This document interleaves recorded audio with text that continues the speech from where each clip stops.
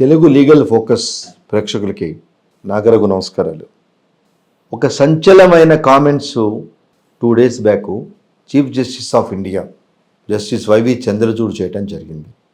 Bails ఇవ్వటంలో common sense అవసరం అనే comment చేయటం జరిగింది జడ్జీలకి. బెయిల్స్ ఇవ్వటంలో కామన్ సెన్స్ చాలా అవసరం.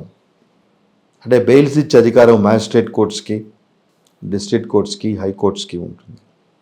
ఇవన్నీ ఫెయిల్ అవ్వటం వల్లే వాళ్ళు సుప్రీంకోర్టుకు వచ్చి సుప్రీంకోర్టు యొక్క కాలాన్ని తినేస్తున్నారు. కాబట్టి మ్యాజిస్ట్రేట్స్ హైకోర్టు లెవెల్లోనే ఈ బెయిల్స్ మంజూరు చేయడం జరగాలి. Because they do not have any common sense. ఆ కేసులు సుప్రీంకోర్టు వరకు వస్తున్నాయి అన్నది చాలా సీరియస్గా తీసుకోవాల్సిన అంశం. అంటే సీరియస్గా మనం కాదు, ఈ మ్యాజిస్ట్రేట్లు, హైకోర్టు జడ్జిలు. అంటే చీఫ్ జస్టిస్ ఆఫ్ ఇండియా ఆ అంత కామెంట్ సీరియస్గా చేశాడు అంటే what is the background of his comment అనేది చాలా ఇంపార్టెంట్. అంటే ఇక్కడ కీలకంగా నేను గమనించి చూసిన విషయాలు ఏంటంటే, ఒక బెయిలు అనేది మనకు తెలుసు 7 years లోపల ఉండే నేరాలకి ఆటోమేటిక్గా 41A నోటీసు, స్టేషన్ బెయిల్ ఇచ్చి పంపించడం జరుగుతుంది.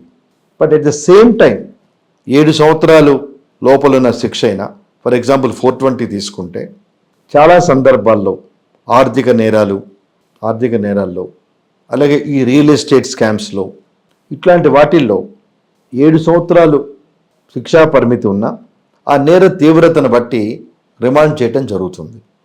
7 years పైన ఉంటే ఆటోమేటిక్గా they will not entitle for 41A notice, they will be remanded automatically.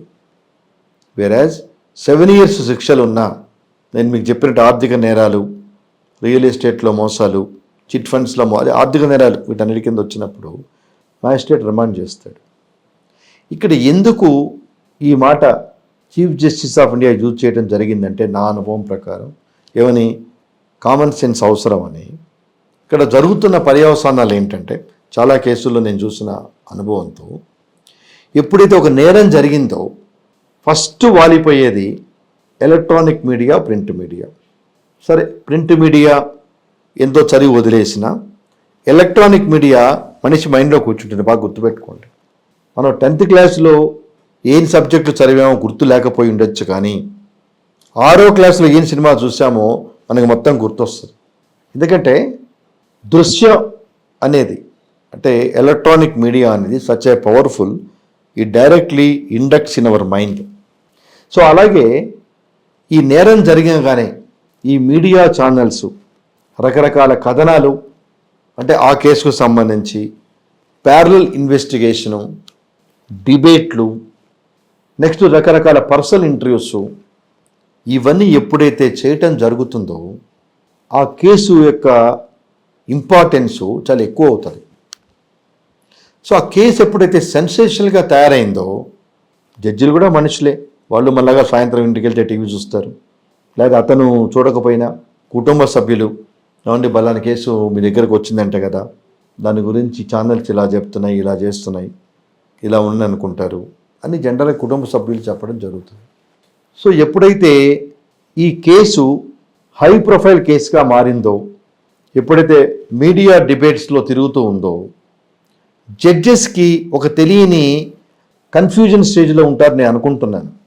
ఆ మాట చీఫ్ జస్టిస్ ఆఫ్ ఇండియా జడ్జిలకి కామన్ సెన్స్ అవసరం అనే మాట యూజ్ చేయటంలో, according to my experience and understanding, ఈ మీడియా ఇన్ఫ్లుయెన్స్ చేయటం వలన, అంటే దాని పాటికి అది అన్ఫార్చునేట్లీ ఈవెన్ సుప్రీంకోర్టు కూడా చాలా సందర్భాల్లో చెప్పింది, ఎలక్ట్రానిక్ మీడియాని we can only give some suggestions but we cannot restrain or restrict them అని ఓపెన్గా చెప్పడం జరిగింది. ఎందుకంటే this comes under the 4th estate. Electronic media కానీ ప్రింట్ మీడియా కానీ దాని పాత్ర అది చేయకపోతే, sometimes people or other governmental agencies or police వాళ్ళ యొక్క పరిపాలనా విధానానికి మంచికో చెడుకి అడ్డుకట్టలు వేయలేం. So to make checks and balances, thus media is one of the main institution to play it's role in the democratic country.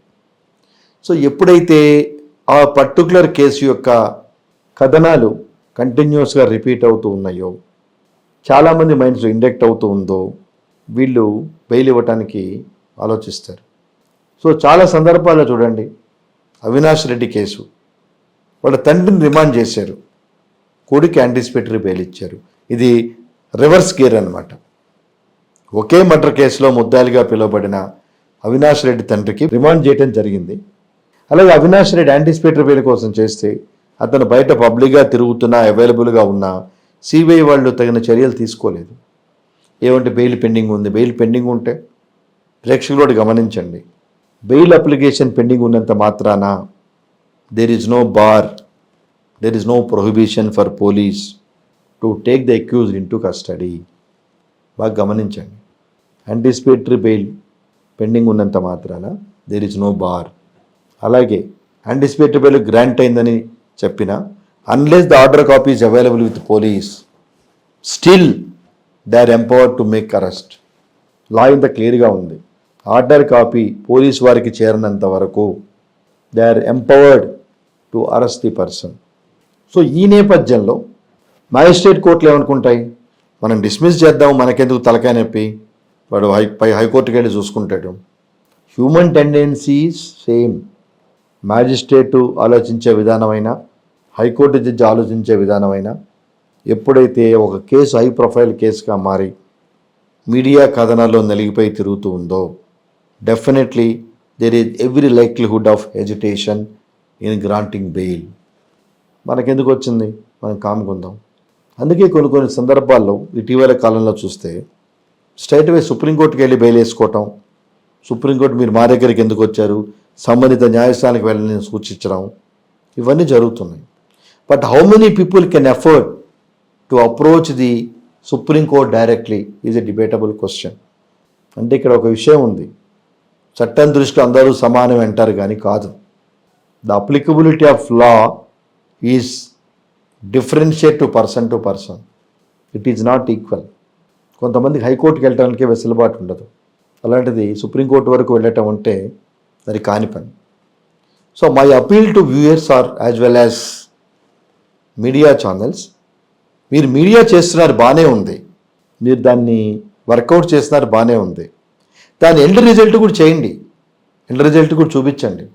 వాడికి శిక్ష పడింది అన్నది ప్రింట్ మీడియాలో ఒక చిన్న కాలం కింద వస్తుంది, ఎలక్ట్రానిక్ మీడియాలో స్క్రోలింగ్ వస్తుంది, అప్పటికి ఎవరికి గుర్తుండదు, అసలు ఆలోచించరు. ఫర్ ఎగ్జాంపుల్ అది ఘనాపూర్ కేసులో ఏదో రేప్ కేసులో లైఫ్ పడిందిట అంటే అసలు ఆ కథ ఏంటి ఒక 3 ఏళ్ళ తర్వాత ఉంటే జనాలకు గుర్తు రావాలి. నేను మీకు అదే చెప్తాను, నేర తీవ్రత అనేది మిగతా కంట్రీస్కి ఇక్కడికి తేడా ఏంటంటే కనుక ఇమీడియట్గా జస్టిస్ డెలివరీ సిస్టమ్ ఉంది, very prompt justice delivery system. ఆ ప్రాంప్ట్ జస్టిస్ డెలివరీ సిస్టమ్ వల్ల నేరం చేయడానికి కూడా భయపడతారు. మనకు ఆ దగ్గర లేదు. పనిష్మెంట్, లైఫ్ పనిష్మెంట్ పడ్డా అది పబ్లిక్లోకి రాదు. చెప్పే కదా, ప్రింట్ మీడియాలో చిన్న కాలం వస్తుంది, ఎలక్ట్రానిక్ మీడియాలో అయితే ఒక ఎపిసోడ్ కింద స్క్రోలింగ్ కింద వస్తుంది తప్పితే మళ్ళీ 3 ఏళ్ళు వెనక్కి వెళ్ళి అది ఏమవుతుంది, దాని ప్రోగ్రెస్ ఏంటి, వాడికి ఎలా శిక్ష పడింది అనేది ఎవరు చూజ్ చేసుకోరు. చిన్న ఎగ్జాంపుల్, దిశ ఎన్కౌంటర్ కేసు చాలా మైలేజ్ ఇచ్చారు. ఈ రోజుకి ఆ కేసు ఏమైంది, ఏ స్టేజ్లో ఉంది, కోర్టు దాన్ని ఎలా పరిగణలో తీసుకుని అనేది ఏ మీడియా ఛానల్ టెలికాస్ట్ చేయగా ఇటీవల కాలం నేను చూడలేదు. అప్పుడు చాలా హడావుడి చేశారు, తర్వాత ఏమైంది, అలాగే దాన్ని సుప్రీంకోర్టు రిటైర్డ్ జడ్జి ఎంక్వైరీ చేశాడు, అలాగే హైకోర్టులో వస్తున్నది, ఎవరు చెప్పింది లేదు.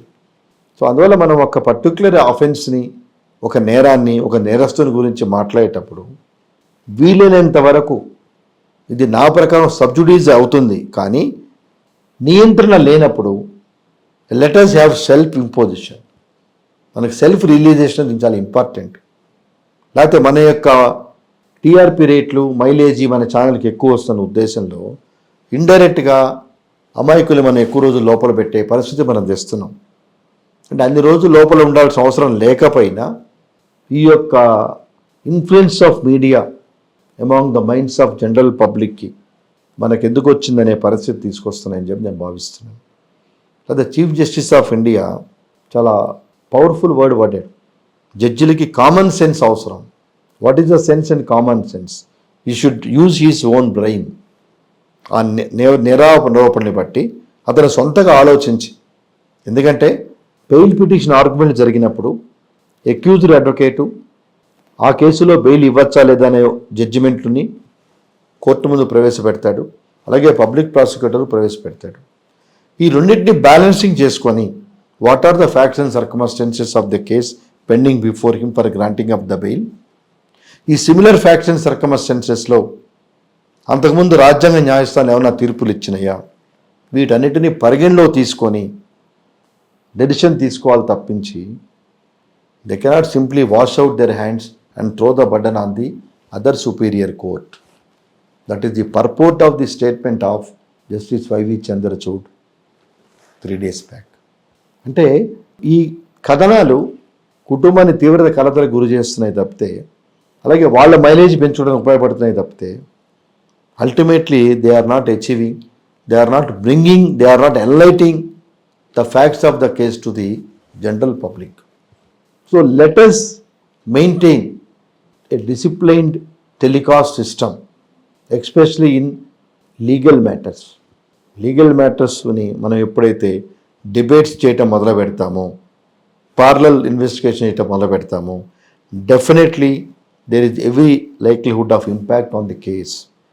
అంటే బెయిల్ ఇవ్వదలుచుకున్న జడ్జి కూడా ఈ యొక్క కథనాలకి, ఈ యొక్క పబ్లిక్ అవేర్నెస్కి కొంచెం భయపడి, అంటే రేపు నేను బెయిల్ ఇస్తే నా మీద ఏం కామెంట్స్ వస్తాయో, నేను ఇన్ఫ్లుయెన్స్ అయ్యి, అంటే అదర్ ఆస్పెక్ట్స్ ఇన్ఫ్లుయెన్స్ అయ్యి నేను బెయిల్ ఇచ్చానని చెప్పి అంటాయో అని భయపడి they are escaping from their liability. As a result, according to my understanding, chief justice of India ఆ రకమైన స్టేట్మెంట్ ఇవ్వటం జరిగింది. కాబట్టి let us respect whenever there are high profile cases pending for either granting bail or going to the trial. ఈరోజు అదే అడుగుతున్నాను. దిశ encounter case వేశారు, ఈరోజు ఏ ఛానల్ ఇస్తున్నది? పబ్లిక్ ఏం తెలుసు? The ideology of channel is to make aware the people about the in and around situation.